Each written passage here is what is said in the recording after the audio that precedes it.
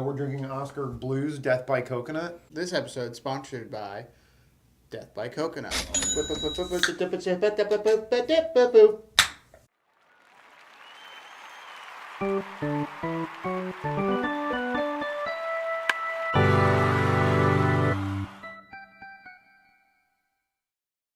Hello, Mother. This is Haniger Mental, the Mitch Haniger show that's 90% Mitch Haniger and the other half mental. I'm Mitch Haniger. And I'm Mitch Haniger. It's Father's Day today. That's right. And we've talked before about how baseball has a special connection with, growing up for us. And Right. I know our fathers and now our kids. So happy Father's Day. Happy Father's To Day. you and all our viewers. Likewise. I got this for Father's Day from my favorite 8-year-old in the world. You can't see it. I don't think you can see it. I think the lights blow it out. But it says Holt. It's stitched in there. And then it says L.A. I think maybe there's a D. Yeah. L-A-D. And a bat and a glove. And it's my new favorite hat. Yep. So get used to it. We got to dive right into this, man. Week 11. Okay. Mitch Haniger heaven. Yeah. I was as interested in a midweek AL West series as I've ever been. The Angels and Mariners played each other in the Tuesday to Thursday series, or whatever the specifics were. Yeah. And Mike Trout and Mitch Haniger just slugfested it out. Yeah, didn't Trout have Trout was back-to-back? 7 for 11 with 4 home runs. That's crazy. And 3 stolen. And the Mariners swept the Angels. Yeah. Mike Trout tried to beat a team all by himself, and he couldn't. Yeah. And Haniger also had a ton of hits, A walk-off. 2 outfield assists. Yeah. Man, I know. I keep thinking that it's the first time we talked about him, I thought it was sort of cute and funny, and I keep thinking he's a little I know. I go back. flash in the pan or gimmicky, but it's this guy, it's awesome. One of the first couple weeks of this season, you literally said, who would have guessed that the AL leader in home runs was Mitch Haniger? Yeah. And you're like, oh my God, who's Mitch Oh, Haniger? funny. And now it's Mitch Haniger's the AL MVP. He's among my top 5 favorite baseball Yeah, players. he's amazing. The Mariners They're good, what man. they're doing right now is Yeah. awesome. Houston has won 11 in a row. Houston's won 11 in a row. I just was reading about this. They had an interesting thing happen in their game today. Okay. Left fielder Marwin Gonzalez had an outfield assist, and it just straight up looks like they got the call wrong, even after review and everything. Oh, yeah. And it was on Moustakas. He comes out of the dugout all fired up, and you get thrown out immediately if you Argue a replay or something. And man, I've watched it several times. The call on the field was out, which makes it harder to overturn. Right. Because it has to be conclusive that it's not. Right. But man, replay sucks, man. It sucks. And I think more importantly, and this wasn't those plays, and I know we talk about this all the time, but the play at home plate right now is a wreck. It's a wreck. Yeah, so we should talk about the Matt Kemp play. I kind of want to talk about it. Matt Kemp bulldozed a catcher Yeah. a few days ago. And it was different than the Rizzo play in a lot of ways. And technically the Kemp play was legal. Right. And it shouldn't be, in my opinion. Yeah. Home plate needs to be treated like a base, right? You can't do that to a second baseman. Or, Okay, so I don't know. Could you do that to if you're running as hard as you can to first base and the throw brings the first baseman into the first baseline, there's probably going to be a collision. My one issue with Matt Kemp's play was that he did definitely lower his shoulder. I think he saw that he was in his way and he was I'm going to light him up. You know what I mean? Yeah. I don't know. It just I don't know. It's tough, man. Yeah, it's such a gray area right now that it's a problem. And then Kiki Hernandez had a hilarious. He tiptoed and like Yeah. ducked over the catcher. He like and danced tagged. his way home for a Yeah. walk-off win. But yeah, I mean, I don't know if this is what you're saying, but I guess it's a good point. Like, Kike wasn't trying to bulldoze anyone, and he made it safely home. Yeah.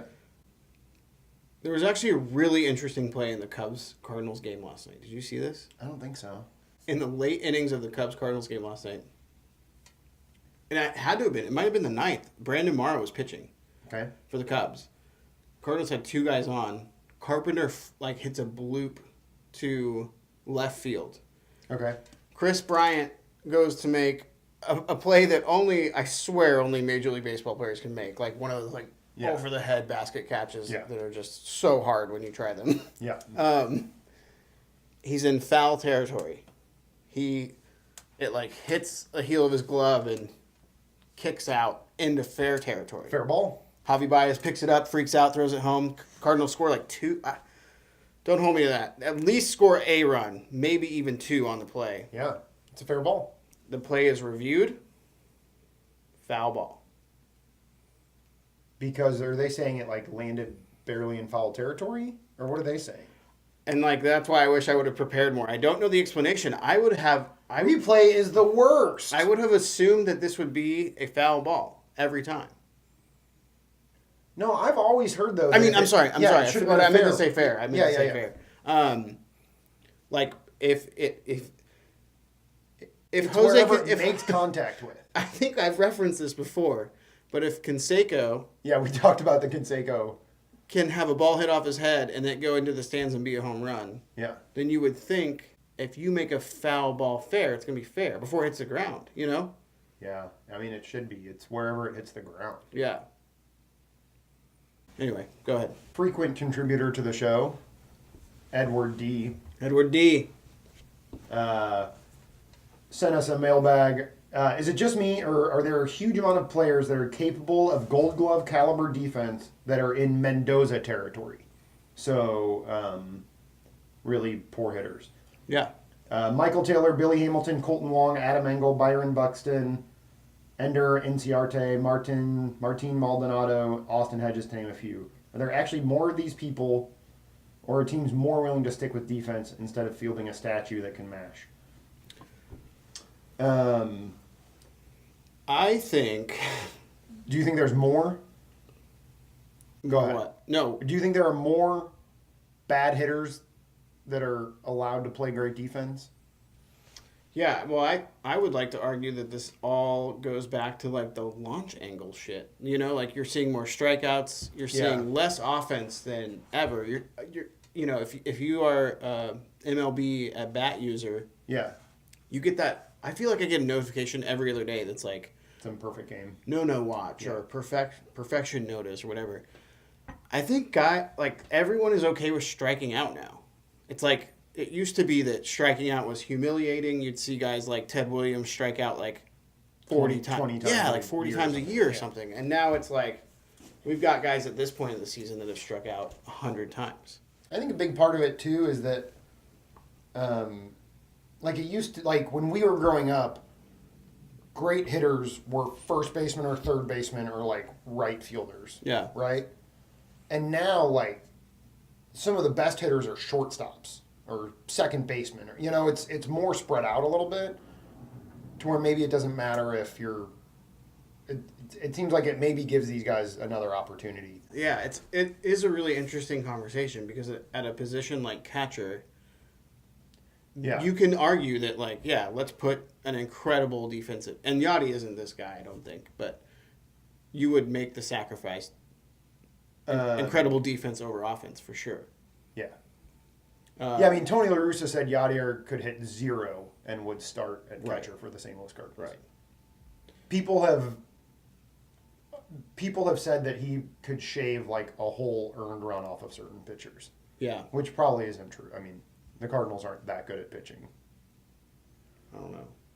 Tony La Russa says that it's probably true. This is a great time to mention Billy Hamilton's catch yesterday.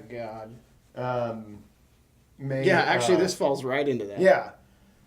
Hamilton made just an insane catch. Statcast had it as a less than 5% probability of a catch. I honestly think I saw 2%, but Yeah. maybe you're right.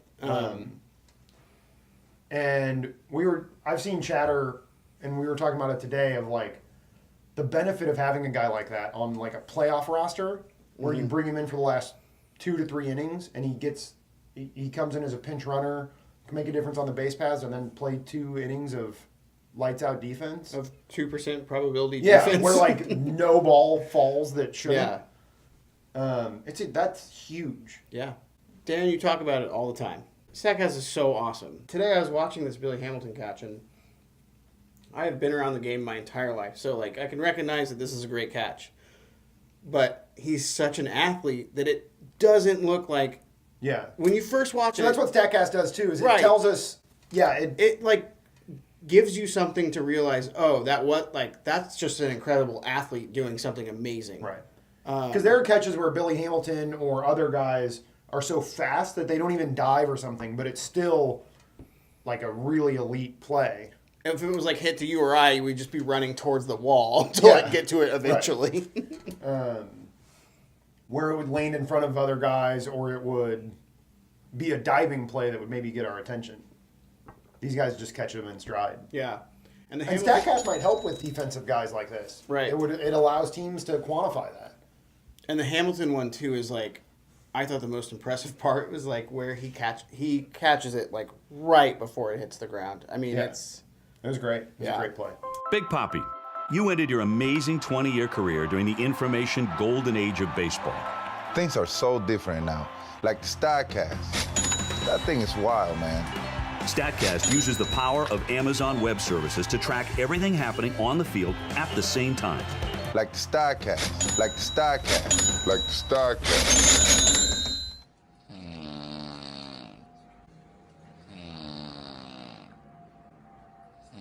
We should do plays of the week. yeah. My play of the week. This was an early play this week, but man, I just loved it so much. It was in the Brewers Cubs series, and Lorenzo Cain and Christian Yelich were on base. Did you see this? Lorenzo Cain having an MVP season, by the way. Yeah. Yeah. And this play being, I would like to venture out and say it is the most heads-up baseball play Okay. that we have featured on Plays of the Week. Okay. Great. So, Yelich, I think, is on second, or maybe he was on first and trying to advance to third. But regardless, Yelich is advancing to third. Lorenzo Cain had just hit, and Yelich gets in a rundown. And so the Cubs, it looks like the Cubs are doing everything right as far as the camera work goes. Like you see Chris Bryant throw the ball to second to try and get Yelich, and then Chris Bryant goes to back up second. Yeah. Javi Baez is in there. Like it's They're doing it's the looking carousel, like a yeah. And Yelich is making it last. You know, he's putting his best effort in. Lorenzo Cain gets to second base and he stops right before he puts his foot on the bag, and he starts pointing to Yelich. Keep in mind, there's so much going on Yeah. for him to be able to convey his point. He's just like, but he's trying to do it and not like be seen by the Cubs, you know? And he gets Yelich back to the bag because if they both occupy the bag, Yelich is out, the lead runner's out. So Cain cannot be on second. So he's in this weird spot of like, I can't step on second. So okay. But the big surprise here is that the second Yelich gets back to second, and the Cubs are thinking, oh, we got him, this thing's over. We might even get 2 outs out of this. somehow, yeah. Cain starts running back to first. Baez turns to throw, and no one's at first base. So it goes from very quickly 2 outs to no outs. Weird. It's such an awesome play. I can't wait to see it. I'm sure I didn't explain it well, but like, Good for Lorenzo Cain. yeah, though. for him to be able, he was like directing the play. He was like, step on this bag. Please, just trust me. Step on this bag. Like, and then he does it. It's awesome. I'm sure Yelich was like, but I want to go to that bag over there. Yeah, exactly. Yeah, exactly. Statcast is so awesome. Statcast. Well, I'm looking forward to seeing that play. Great. That'll I be can't fun. wait for you to see it, Dan. My play of the week features a right fielder for the Seattle Mariners, a guy named Mitch Haniger. This play is great. He's a Mitch guy. Anyway. You can rely on the old man's money. You can rely on the old man's money. It's a Mitch girl. This play is great from start to finish. Angel up to bat is Luis Valbuena, who's I actually don't know how old he is. I think of him as like an old, he's like pretty big dude, right? He just does these big swings all the time. He hits a line drive down the right field line and bat flips it. Not a home run. Nice. In nobody's world is it a home run. And he does it and bat flips it. Haniger, Okay, that's cool. yeah. I mean, which normally I'm totally for. Right. Haniger chases it down and fires a great throw into Segura, their second baseman. Actually, it wasn't a great throw. It got there quickly, but it was offline. It was on the outfield side of the bag. Segura's back is to Valbuena. He fields it and does this awesome back tag. Like a no-look tag. Yeah, it was so cool.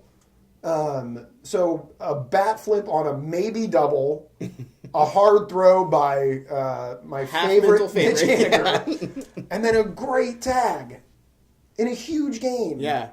So great plays It was just across the board. Yeah, I loved this play. You know how I saw this play and was like, I want to record an episode right now. Yeah. I would need to talk about this play. Do you think that Mitch Haniger could have made that play had James Paxton not been touched by an eagle? I don't know. Something to think about. Great to see you guys. Don't forget to like, subscribe. I didn't bring my computer this time. We've got a couple new subscribers. Great. I like to announce them, but I forgot. There's one named like Ricky, I think. Great. Hi, Ricky. Hey, Ricky. Thanks for Oh, Ricky, you're so fun. You're so fun. You look like my Hey, Ricky. Hey, Ricky. And lastly, mailbag us.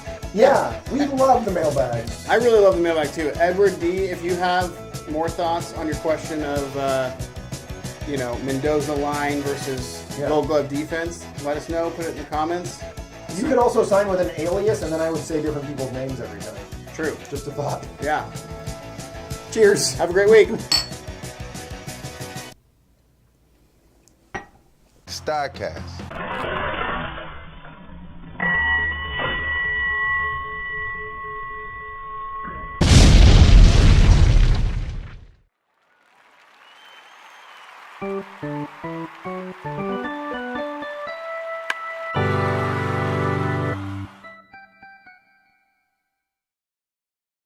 Half mental.